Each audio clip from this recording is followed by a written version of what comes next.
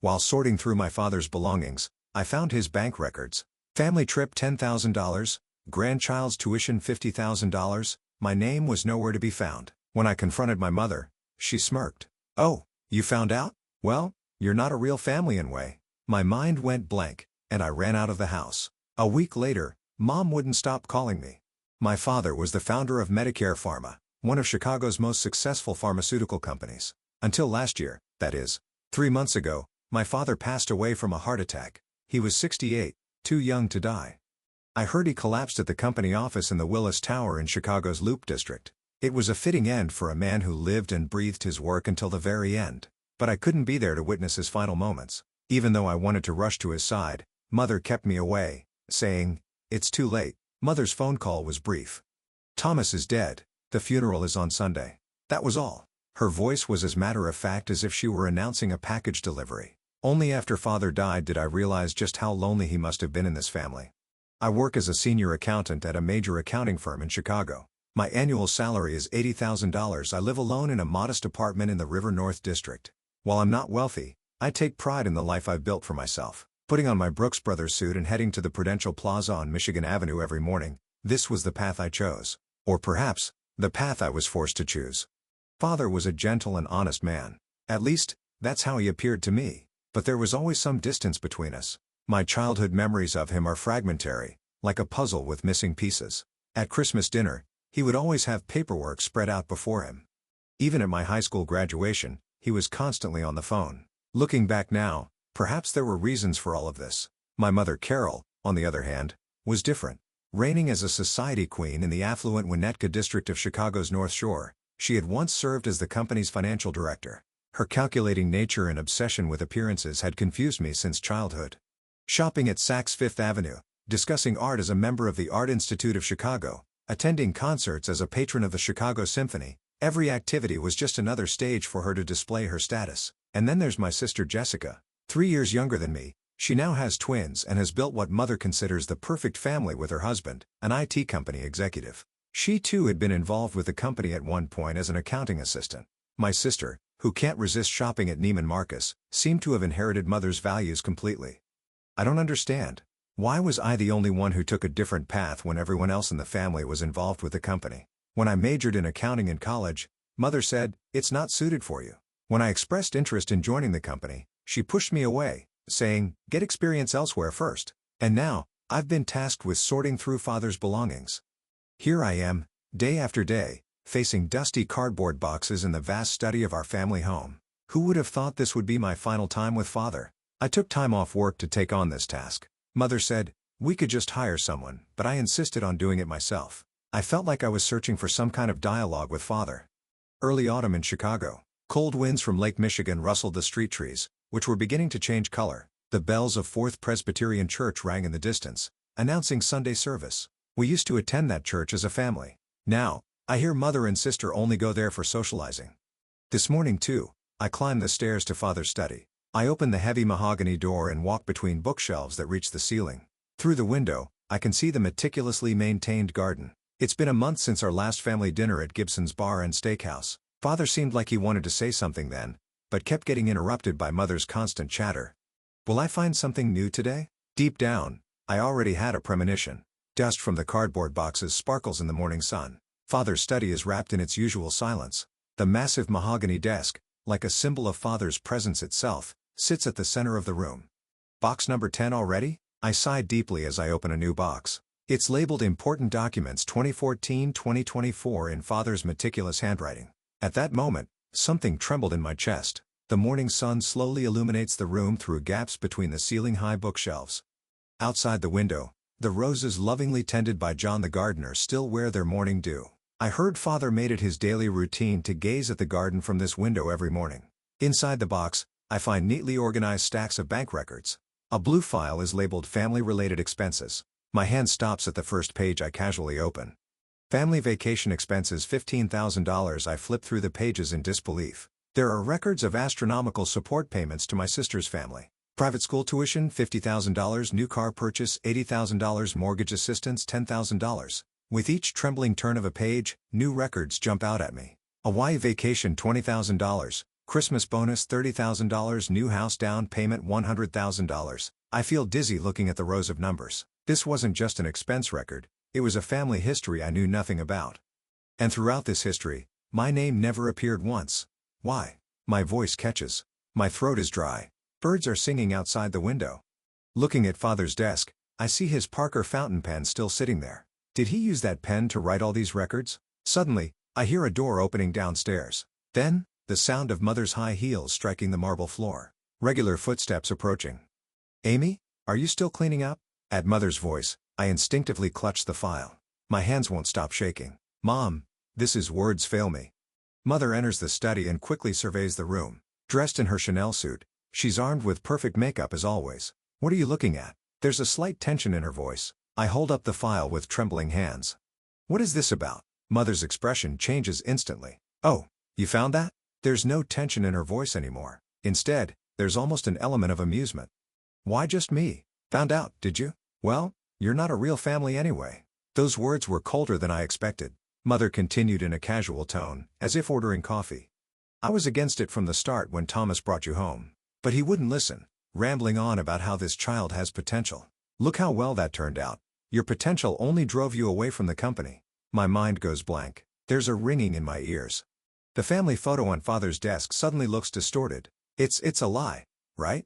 It's the truth. When you were 3, Thomas brought you from an orphanage. I opposed it from the beginning.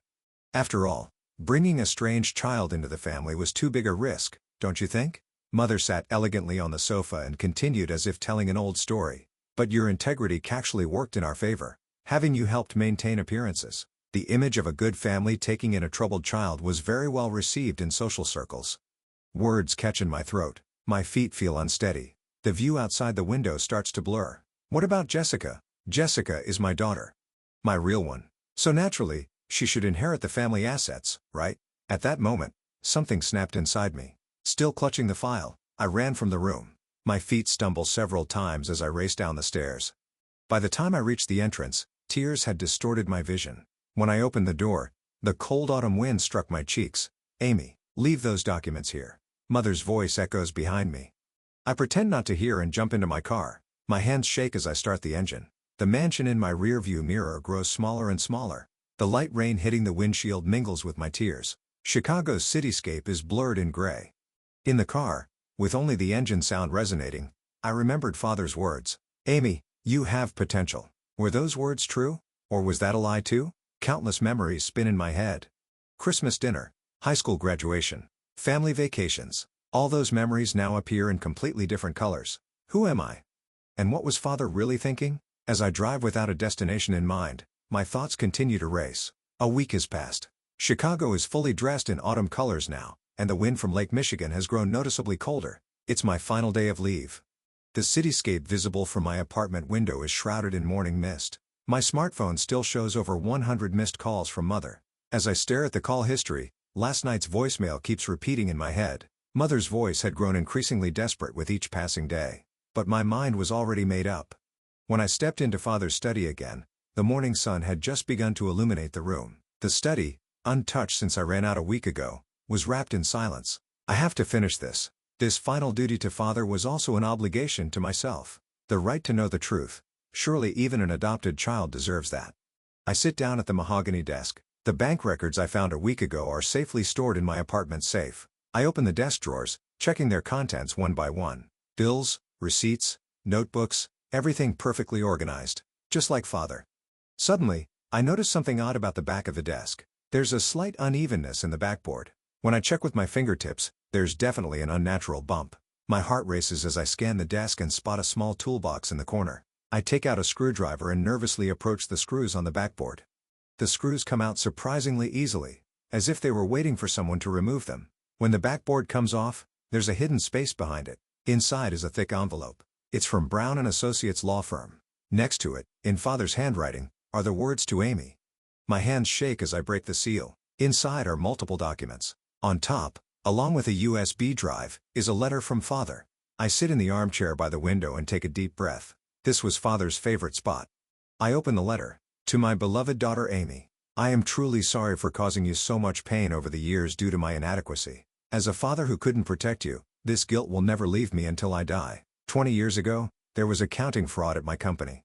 It was your mother Carol, then the financial director, who accidentally discovered it. She and your sister Jessica began using this fact to blackmail me. To prevent the company from losing credibility, and more importantly, to keep you from getting involved, I continued to give in to their demands. While appearing to favor your sister's family on the surface, I've been secretly gathering evidence and preparing to secure your future. This is the best atonement I could manage. The documents in this envelope contain all the evidence of Carol and Jessica's fraud. The USB drive contains 20 years of transaction data. I've already informed my close friend, Attorney John Brown, of the details. He will be on your side. And there's something I most wanted to tell you. Yes, you are indeed a child I brought home from an orphanage, but it was fate. When I first met you, I saw myself in your eyes. The same loneliness, the same integrity, and the same strength. Carol strongly opposed it, but I knew instinctively, you would surely be able to change this family. However, my cowardice got in the way. If I exposed the fraud, the company would collapse, and hundreds of employees would be left stranded. Yet if I left things as they were, the corruption would only spread. Caught between these choices, I made the worst decision, to maintain silence and keep you at a distance. Please forgive me, and from now on, please live with your head held high. The painful memories, the suffering, it's all my responsibility. But your life is just beginning. You have a strength that no one can take away. Finally, the words I most wanted to say. Amy, you are my pride. With love. Father. I can't stop crying. Outside the window, birds are singing their morning song. The roses father loved sparkle in the morning sun. The envelope contained even more shocking evidence. Records of company fund embezzlement by mother and sister. Copies of threatening emails. Transaction details of secret accounts. Everything was perfectly organized and arranged chronologically.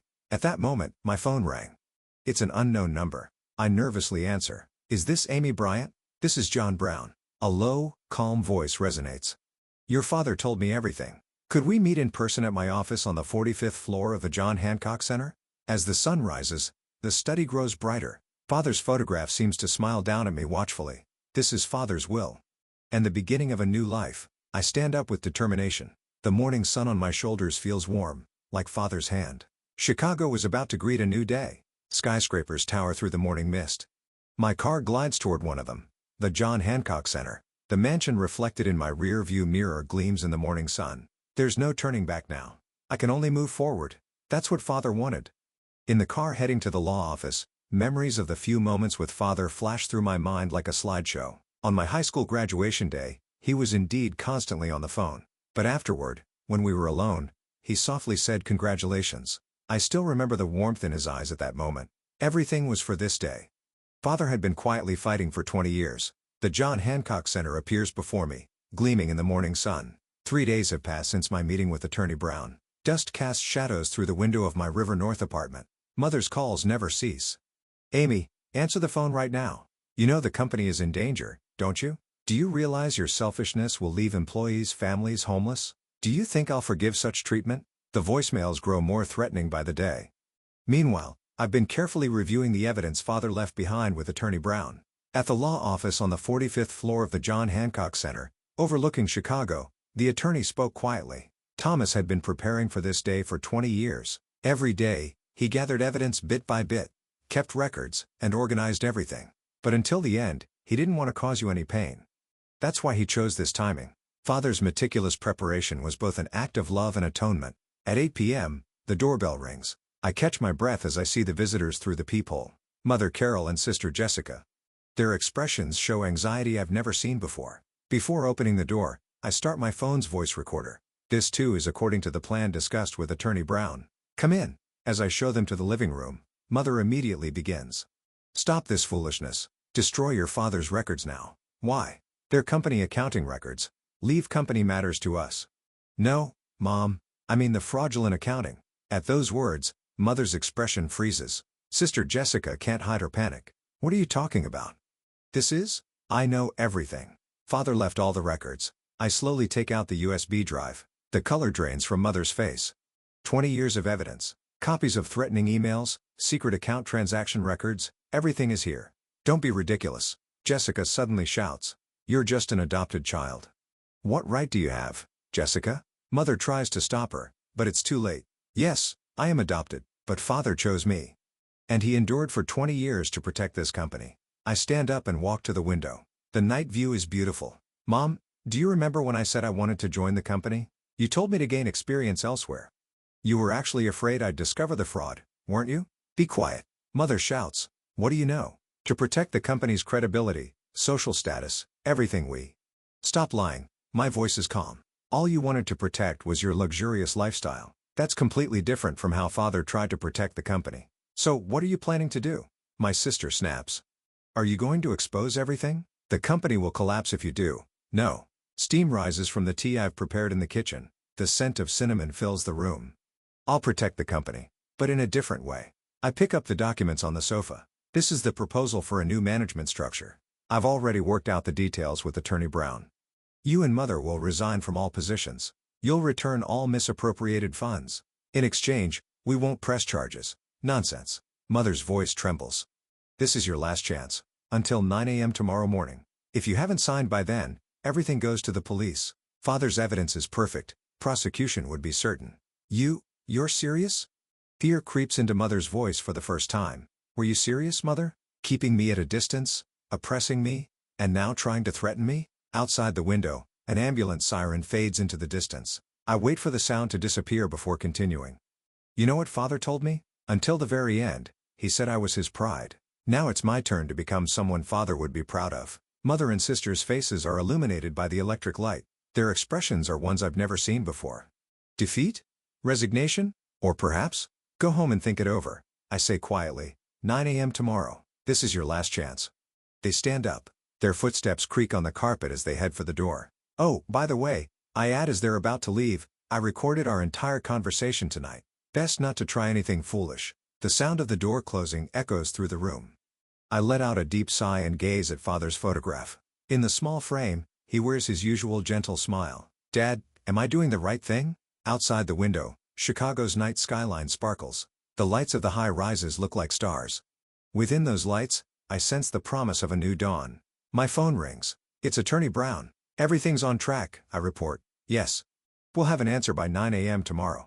After hanging up, I turn back to the night view. Somewhere in this city, Mother and sister are facing the biggest decision of their lives. And I too stand at the threshold of a new life. A year has passed. Chicago's autumn once again paints the city in vibrant colors. From the president's office in Willis Tower, I have a perfect view of Millennium Park with its autumn foliage. President Amy, here are the documents for the 10 a.m. board meeting. My secretary Sarah hands me meticulously organized papers. I accept them with a smile. Medicare Pharma has changed dramatically over this past year. We've increased management transparency, strengthened our research and development division, and most importantly, rebuilt trust with our employees. Although the stock price initially fell, it's gradually showing signs of recovery due to expectations for the new management system. Everything changed after that morning. Mother and sister ultimately accepted my proposal. At 9 a.m., they signed the documents in Attorney Brown's office and resigned from all positions. The misappropriated funds are being returned in installments. Mother has now sold the Wainka mansion and lives alone in a small apartment in Lakeview.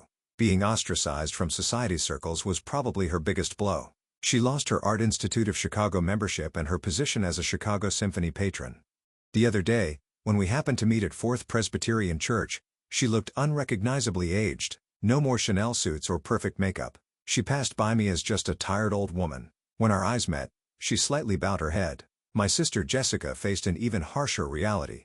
Her husband filed for divorce immediately after the fraud was exposed and won custody of their children. She's only allowed to see the twins once a month. Shopping at Neiman Marcus and luxury spa treatments are all things of the past. I hear she now works as a temporary office worker.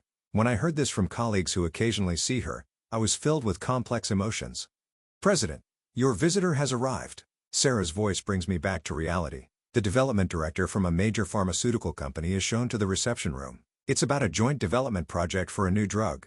I've heard great things about the new Medicare Pharma, he says with a gentle smile. We have high expectations, especially for your proactive investment in research and development. After the meeting, I stand by the window again.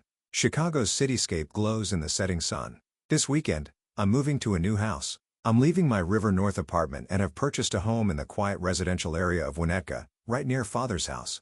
I plan to plant roses in the garden, the ones Father loved. John, Father's former gardener, has already promised to take care of them. I've also started participating in church activities on holidays. Through charitable work, I'm building new bonds with the community. I want to carry on Father's values in my own way. The sun will set soon, Sarah quietly announces. Warm light streams into the office at dusk. Yes, indeed. I turn to my desk to review the final documents of the day. That's when I notice Father's fountain pen. I found it that day in the study. Now it sits on my desk as a precious keepsake. After finishing work, I head to the underground parking garage. Chicago's nightlights are gradually brightening. A 30-minute drive brings me to my destination, Rose Hill Cemetery. Standing before Father's grave, the evening breeze caresses my cheeks. Dad. As I place flowers, I speak quietly. The company is doing well now. The employees are getting used to the new system. I think I'm managing to protect what you built, in my own way. Ginkgo leads dance in the wind. But you know, Dad, there's one thing I want to tell you. I take a deep breath and continue. You don't need to apologize anymore. You showed me all the love you could. That love was never wrong. My eyes grow hot. So Dad, please rest easy. I'm living proudly now, as your daughter, with my head held high. Church bells ring across the cemetery at dusk. I quietly close my eyes. In my heart, I see Father's gentle smile. I'll come again. Next time, I'll have even better news to share. As I leave the grave, my heart feels strangely light. In Chicago's night sky, the first stars begin to twinkle.